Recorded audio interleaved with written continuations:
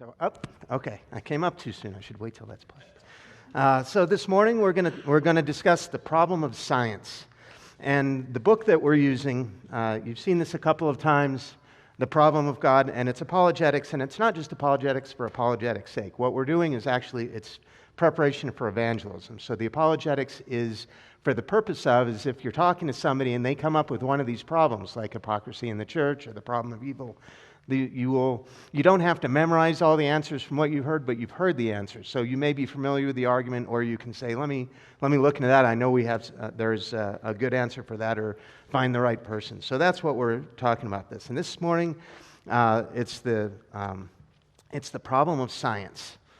And so before we go into that, I'm going to go real quick into just make some points of evangelism that I wanted to share about taking the next step and enough. And I've talked about this once before, the way that works. If you are in the line at Walmart, right, and the lady in front of you is just beside herself. She's like, I did not expect to have to pay $6 for eggs or $5 for milk. This is crazy. And she's kind of going, you can tell she's agitated. And she said, now I still have to fill up my car, and I'm not sure how it's going to work. I just don't know how I'm going to get through it all. And you say, you're right. I feel it. I'm exactly with you. I did not expect to be paying these prices. But one thing that's really helping me is at my church, we have a really good community. And so it helps that we're going through this together. So that's evangelism. It's casual. It's just right where people are. And you don't have to have a Bible ready to go into an 8-hour Bible study with someone. You're not carrying a placard that says sinners go to hell, right? You just need to help them take the next step. And to me, this helps to know that that's really the piece that I need to be ready to do. Because sometimes you plant a seed, sometimes you tend the garden, sometimes you gather fruit. So, the answer that you get from this person might be community. I'd really never thought of church as community. That's interesting. And you say, hey, if you want to check it out, come sit with me next Sunday. We don't start till 10. And then or they might say, I've been looking around for a church. I thought it seemed like it might be a good thing. It seemed to help in the past. But there's so many churches I didn't know where to start. You say, in Parker, there actually are a lot of good churches, but we think we have one. And again, say, come sit with me and check it out. So you never know what that piece of it is. So that's the first point I want to make about evangelism, is it's just taking the next step. You don't know what it is, right? If you planted a seed that maybe that starts their thinking in their mind and they're ready to hear something else. But you'd be shocked if you knew how many people out there they are ready to hear something. They know there's something out there and they don't know what it is. And you say something and that starts things going. And the next one is enough. And this one is new to me. I'm still working this into my theology. It was about 3 weeks ago that I came up with this. It was, if you're familiar, there's a TV show called The Chosen. And my family is fans. And they just started filming season 3. And my family had a chance to actually be extras in the show. So we drove down to Texas. And they're filming the scene of the feeding of the 5,000. And when they're doing the Sermon on the Mount, they have like 50 extras, and they film them from different angles so they can make the crowd look bigger.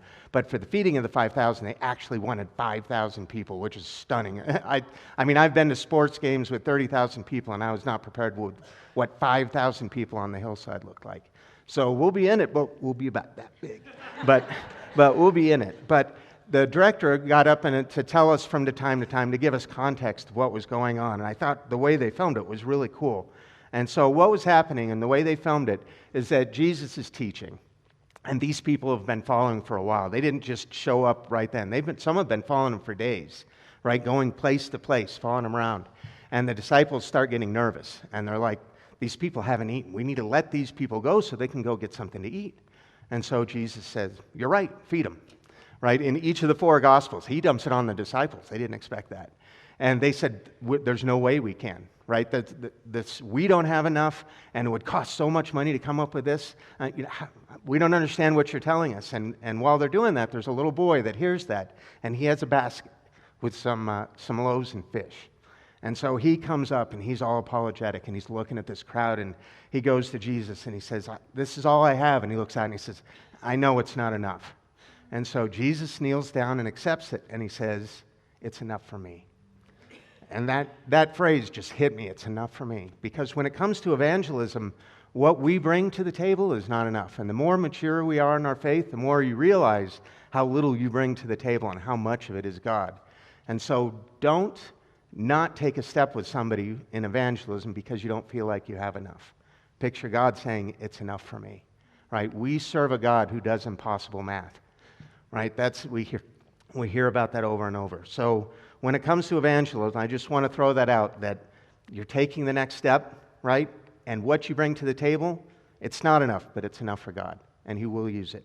And so if God throws you that slow softball pitch, take a swing, right?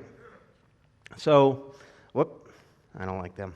So, back to Walmart. The lady that you're talking to, what she says is, what her response to you is actually, she says, I think faith is a good thing and it seems like a good place to be, but for the last year and a half, what's got us through has been science, right? Science has told us what to do. Science has had the answer. They've been able to predict it.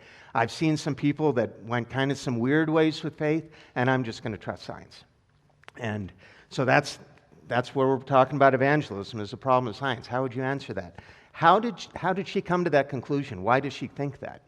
Right? So say you're watching CNN, and just trust, you're watching CNN. I don't know why you'd watch it, but we're watching CNN, and all the talking heads are up there. And they come up and they say, okay, with this new topic that we're going over, we're going to consider a position from faith and science. Right? So for the science side, we have Dr. T.J. Thompson. He has a doctorate in aerospace engineering, and he teaches at Harvard. And for the faith side, we have Tom Johnson. He lives in a swamp, and he thinks Oprah is the Antichrist.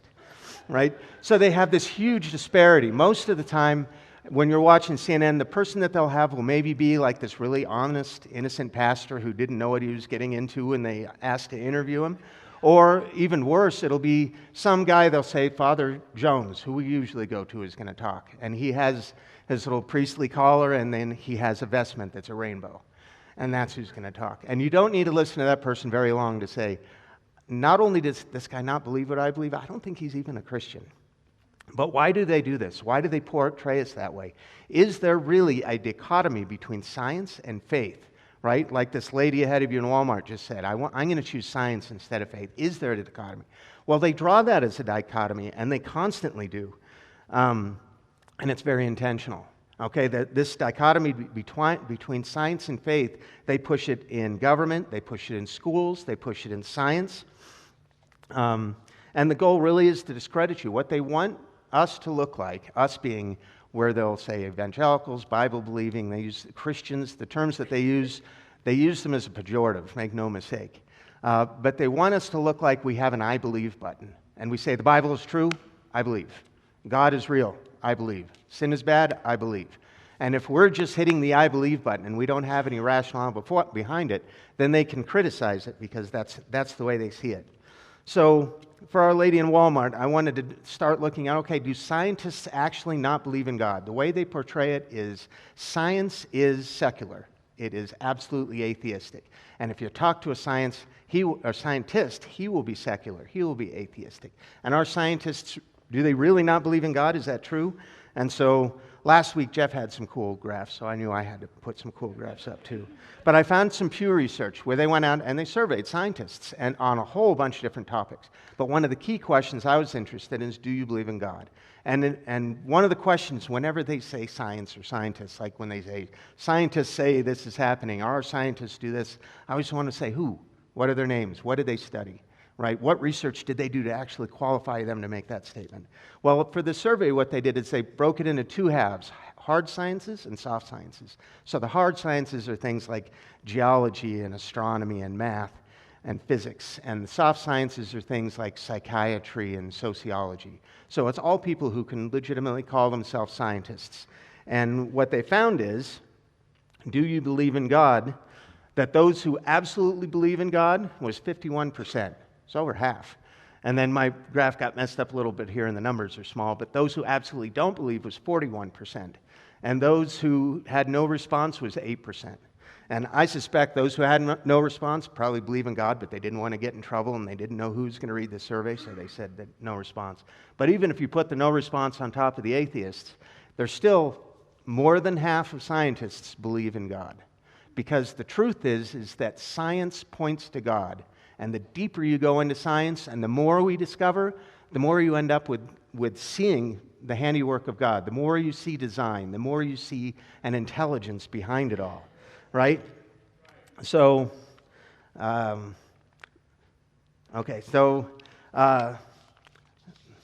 whoops, I had a page out of order. Okay. And what this reminds me of a story of a friend of ours is a doctor, and she, as long as you've known her, has worked at several different hospitals, and she says that all of the doctors at all the hospital, it is like militantly atheist. It is very much secular, and she said she's found that consistently throughout her career in the medical community. And she's a believer, and she doesn't keep it a secret, so she ends up getting a hard time in the butt of all of their jokes. And she was talking about one time that she was in surgery with one of the older surgeons, and this guy's the expert, right? She's assisting, so he's teaching her. And in surgery, and as he was going through narrating, he stopped. And he said, "This is how I know there's a God." And she was shocked. And he said, "Do you see these valves, and do you see how this works?" He said, "This is so elegantly clever that it's genius. There is no way this happened by accident." And then he was silent, and then he went on with the surgery. And then afterwards, when they were out, he was back to being an atheist. And so she was making the comment, I wonder how many of my colleagues actually might believe in just the environment is so anti that they don't say anything. This is a quote from David Bentley. He's a professor at Notre Dame, that he said, "I do not regard true philosophical atheism as an intellectually valid or even cogent position.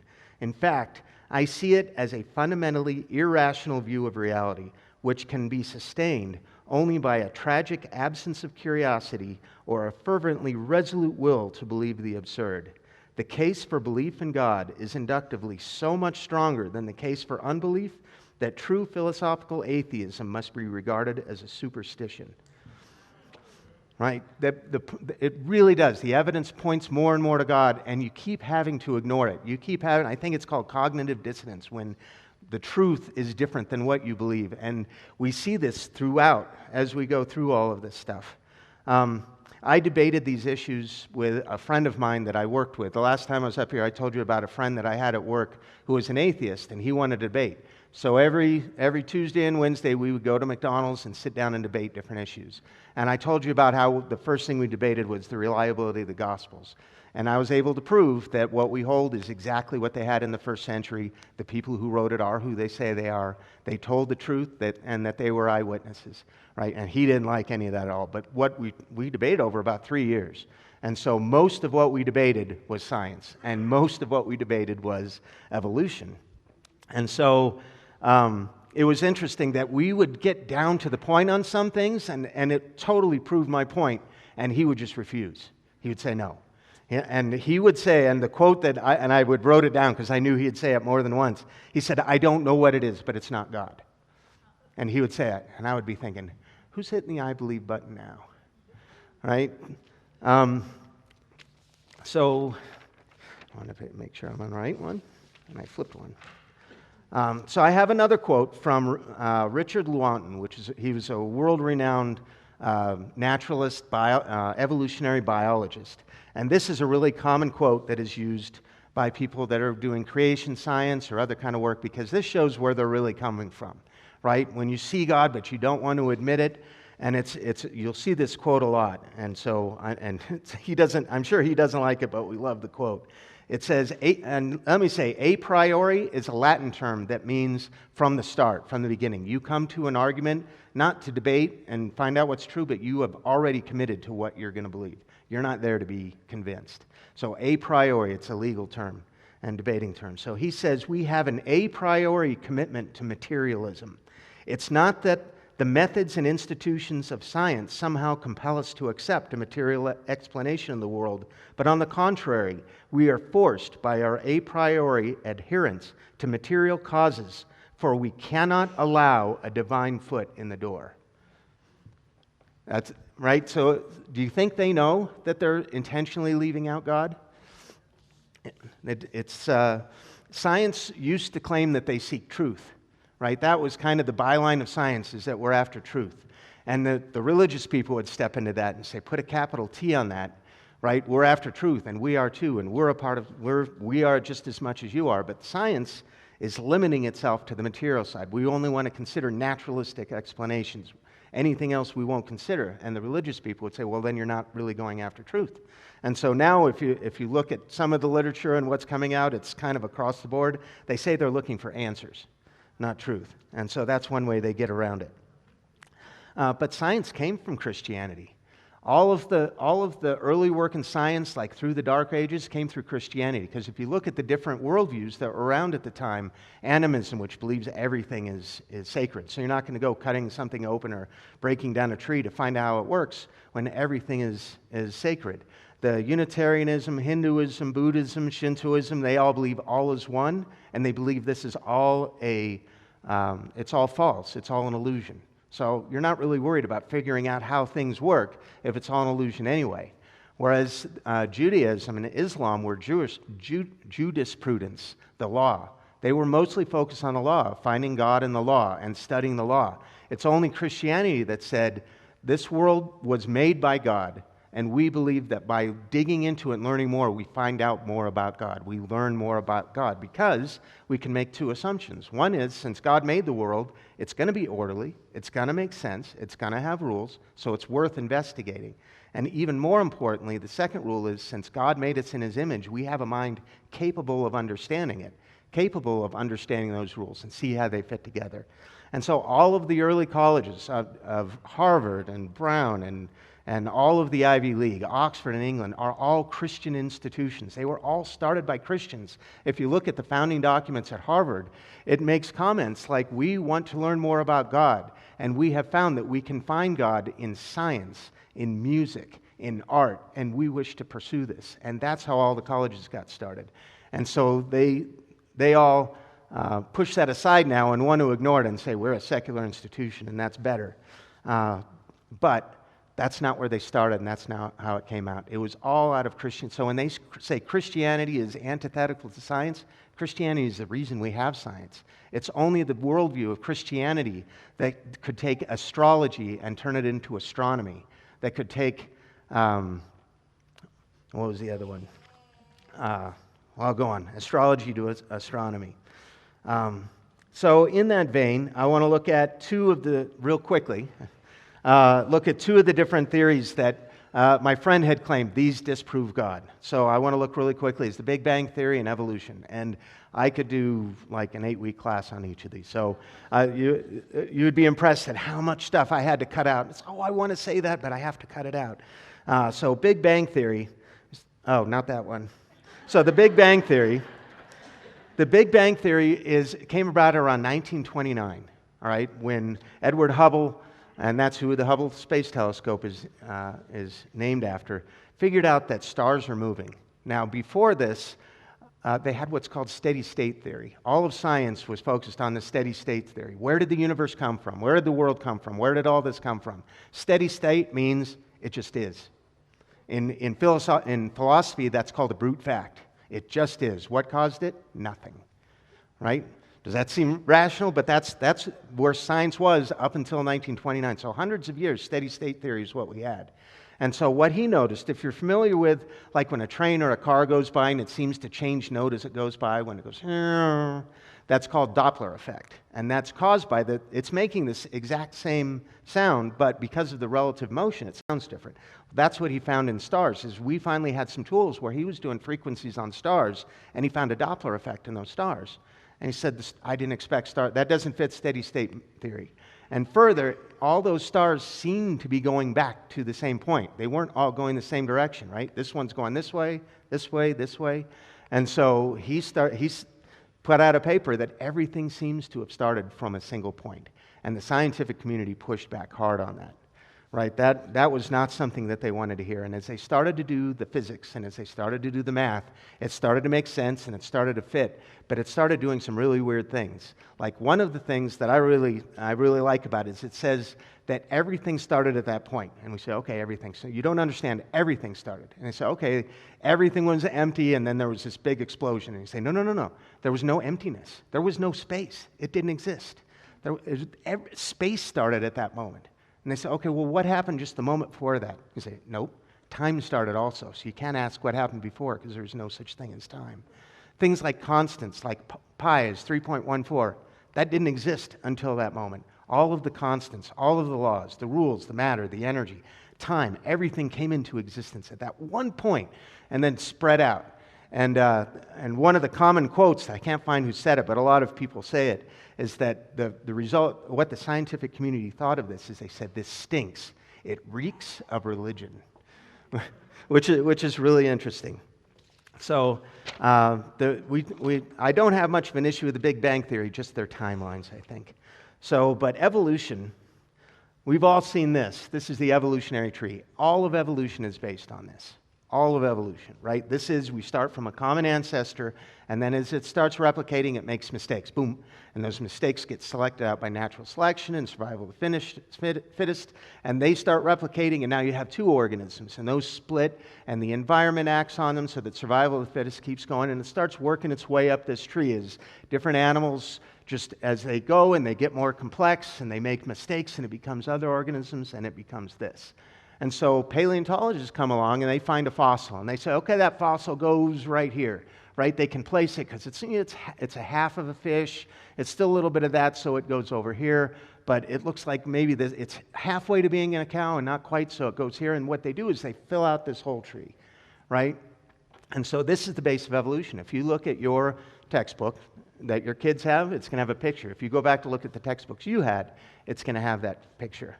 The problem with this is that it's a lie. All filling out the tree, there are no transitional forms. There's nothing that's half a fish. It's never been found. None. All right? And this is not a secret, but it's one of these things they choose not to see. Right? I have a quote from Stephen Gould, who's one of the premier natural evolution biologists. He said, "The extreme rarity of transitional forms in the fossil record persists as the trade secret of paleontology. The evolutionary trees that adorn our textbooks have data only at the tips and nodes of their branches. In any local area, a species does not arise by gradual transformation of its ancestry. It appears all at once and fully formed." Now, have they told you this? Have they told you there's no transitional forms? This is one of those things I was working with my friend on, and he hated that. I mean, that's where he was hitting the I believe button. And the excuse they always give is that, oh, given time, we'll find them, right? Given enough time, we'll start finding those fossils. My friend said, well, maybe there was a big catastrophe on the earth that wiped out all those transitional forms. And I said, so you're saying there was a flood? But he didn't want to go there, though. And so I have one other quote on it here, and this one's a little bit older language because it's a little older quote. But it says, "The number of intermediate varieties, those transitional forms, which have formerly existed on the earth, must be truly enormous. There must be a lot of them. Why then is not every geological formation and every stratum full of such intermediate links? Geology assuredly does not reveal any such finely graduated organic chain," right? We're not finding them. And this, perhaps, is the most obvious and gravest objection which can be urged against evolution. Who do you think said that? He knew from the beginning, but his hope was eventually we'll find them. That was his excuse. But do you think that they all know that they're hitting the I believe button? Right? Why do you think they do that? And this is my opinion, but I posit, you go back to Genesis 3. It's rebellion. It's rebellion against God. It's refusal of God. Right? That's where it comes at its oldest piece right there. Make sure I got it. Yeah, Charles Darwin kind of indicts himself there. So I had a professor at seminary who had made the statement. I was trying to find who, I don't think he originated, but he said that if you get into science and you can learn everything about God that we can learn in the Bible, he said everything about his nature and his character and intelligence, we look in ourselves and we see a moral law, we see right and wrong and how we all agree on it. We see order and complexity and rules. And he said you can learn everything about God except one thing, to which he gives the pause. Grace. The one thing that's too good to be true is the one thing that you're not going to learn. And so when we're talking about evangelism, we're talking about that lady at Walmart, that's the piece that we need to give her. She's not going to find that unless somebody gives it to her, right? So in Romans 10, Paul says, how then can they call on the one way they have not believed in? How can they believe in the one of whom they have not yet heard? How can they hear without someone preaching to them? And how can anyone preach unless they are sent? As it is written, how beautiful are the feet of those who bring the good news, of those who bring the gospel. That's when we talk about evangelism. Whose feet are beautiful? That's us. We are the ones that are bringing that gospel, because the one thing they can't figure out that they won't come to naturally is grace. And they need to be told about grace. Right? You've heard there's some stupid ideas out there. Like David said, there's talking about the flat earth, and that's associated with Christians. Oh, they believe the Bible literally, so they believe the earth is flat. Do we really believe the earth is flat? No. And so what they'll say, well, don't you believe the Bible is literally true? You know that's a trick question. If you say the Bible is literally true, they can pull all kinds of things out. The answer is no, I don't think it's literally true. But when it speaks to history, it's true history. When it speaks as poetry, it's true poetry. When it speaks as metaphor, it's true metaphor. And by answering that way, they can't pull a metaphor out. Like the four corners of the earth, where that comes from is in Revelation, when it talks about the angels standing at the four corners of the earth. All right? That's prophecy. That's metaphor. Absolutely true, but it's not literal to the angels are standing at four corners. Right? So that's where they pull it out. So that's important to be able to break that out. And the fact that saying the earth is flat, the Greeks and the Egyptians had the circumference of the earth figured within 2%. Way back when, it's like 600 BC, as we have some writings that show that.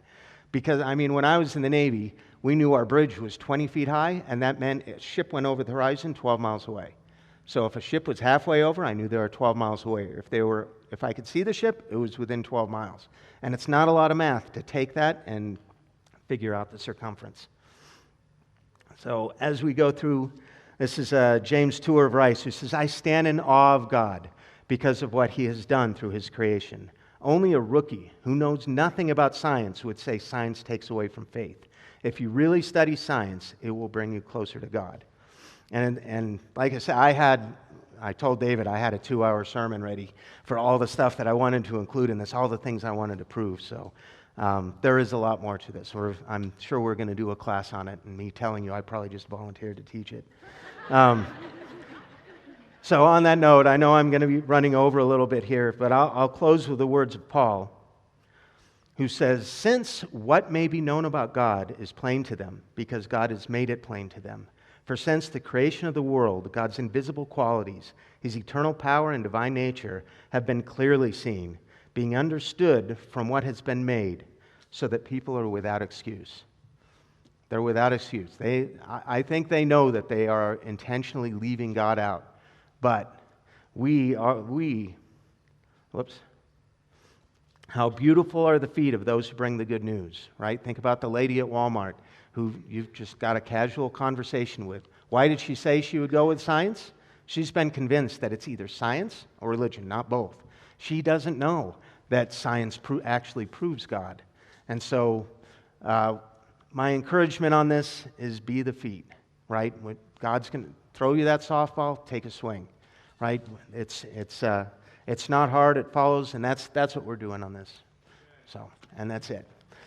Dear God, thank you so much for making creation so much for us to discover in creation. We ask that you help us in evangelism, that you give us the confidence to know that what we bring, as small it is enough for you, and that you will use it, and give us the confidence to do it and the will to take that swing. In Christ's name, amen.